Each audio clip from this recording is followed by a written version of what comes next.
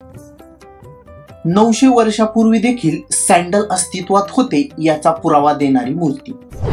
एक माकड एका मुलीशी कसा चाळा करतं हे दाखवणारी मूर्ती। आपल्या लहान बाळाला खेळवणाऱ्या मातेची मूर्ती।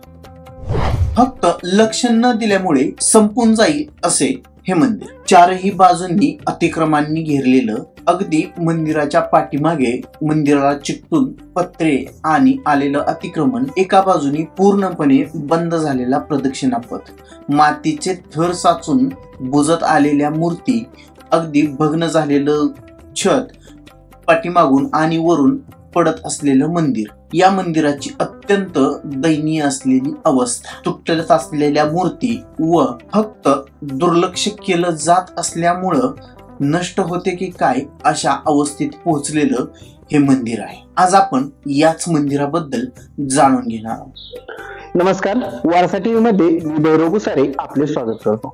आता आपण आलो आहोत मोहोळ तालुक्यातील कोरवली येथे आणि मी उभा आहे महादेव मंदिरामध्ये।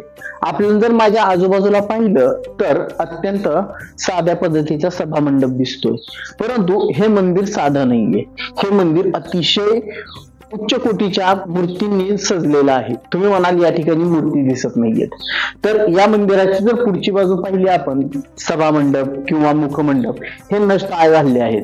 या ठिकाणी सध्या अस्तित्वात आहेत ते म्हणजे एक देवकोष्टक, अंतराळ आणि गर्भगृह, आणि गर्भगृहामध्ये शिवलिंग। मागच्या बाजूला आपण जाऊन मूर्ती कशा आहेत ते तर पाहणारच आहोत। या ठिकाणी आपण जर पाहिलं तर द्वारशाखा म्हणजे दरवाजा या ठिकाणी जर पाहिलं तर ती आपल्याला जवळजवळ पंचद्वार शाखा दिसते आहे। या ठिकाणी स्तंभ आहे, व्याल आहेत, वेलबुट्टे आहेत। खाली जर पाहिलं तर आपल्याला या ठिकाणी द्वारपाल देखील दिसत आहेत। वर ललाटबिंबावर पाहिलं तर आपल्याला ललाटबिंबावरती गजलक्ष्मी असलेली आपण पाहावयास मिळते आहे। गजलक्ष्मी अत्यंत उत्कृष्टपणे कोरलेली या ठिकाणी दिसते। दोन्ही बाजूला दोन हत्ती दिसत आहेत आणि ते वरून पाणी देखील वरती टाकतायत असं या ठिकाणी।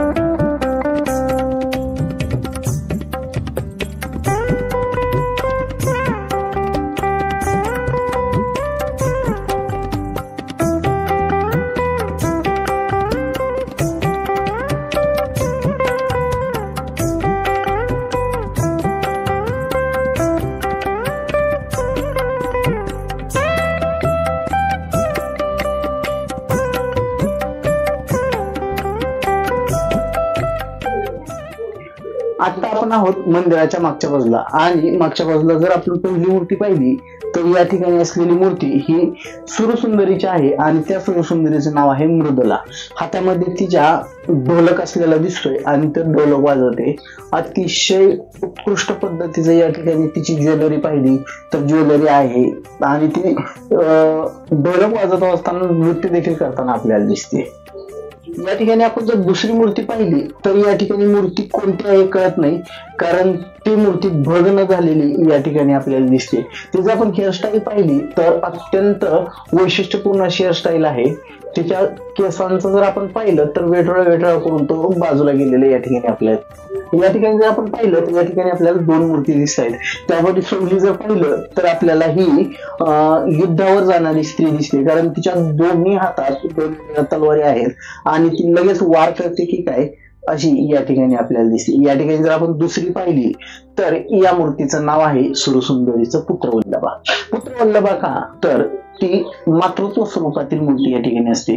जर पाहिलं तर बाळ आणि तिचे बाळ आहे आणि बाळाला खेळवण्यासाठी तिने आंब्याची एक डहाळी घेतलेली आपल्याला हातात दिसते आणि मुलाकडे जर आपण लक्ष देऊन पाहिलं तर मुलाच्या एक हातात आंबा असलेला दिसतोय आणि तो इतर आंबेही ओढताना दिसतोय, म्हणजे ते मुलाला खेळवण्यासाठी कशा पद्धतीने आंब्याचा वापर करते हे या ठिकाणी दिसतंय।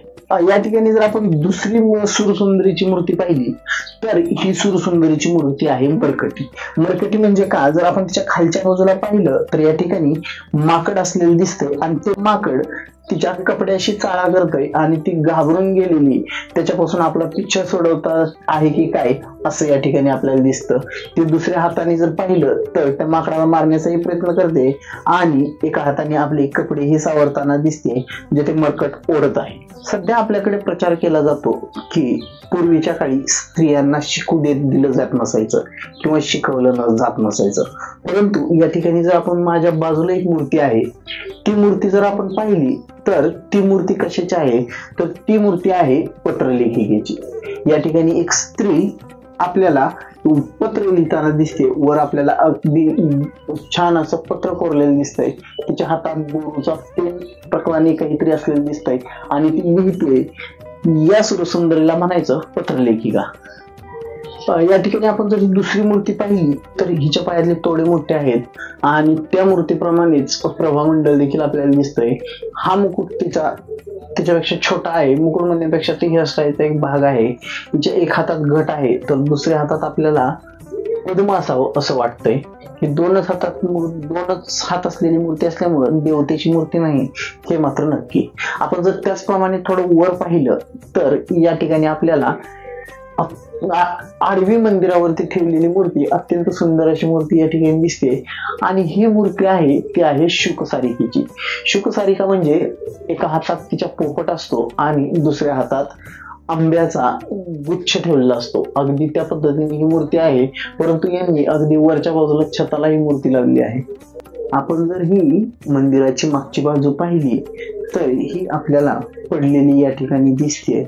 म्हणजे हे मंदिर पडत आहे असं मात्र नक्की आहे. मंदिराच्या मागच्या बाजूला जर आपण पाहिलं तर मंदिर पडलं आहे, परंतु अगदी मागे जर आपण एक मूर्ती पाहिली तर ही आहे विषकन्येची मूर्ती.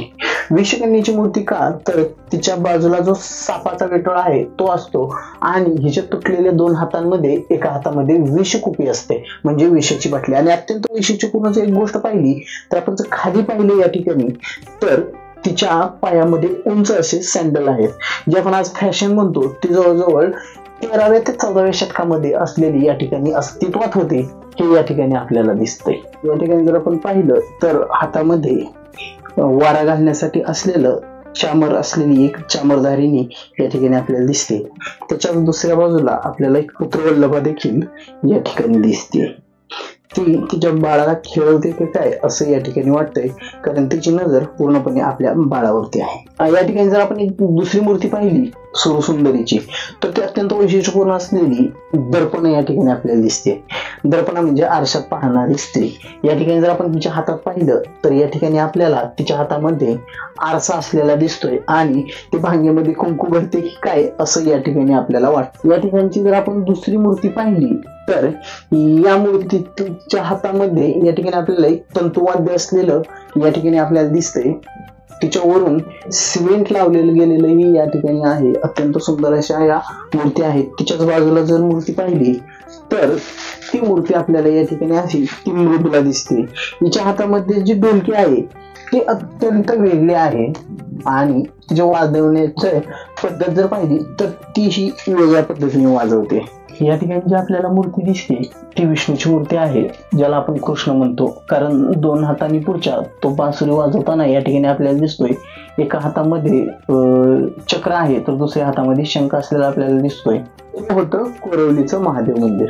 आपण जर मंदिर आतापर्यंत पाहिलं तर त्याची अवस्था अत्यंत दयनीय आहे.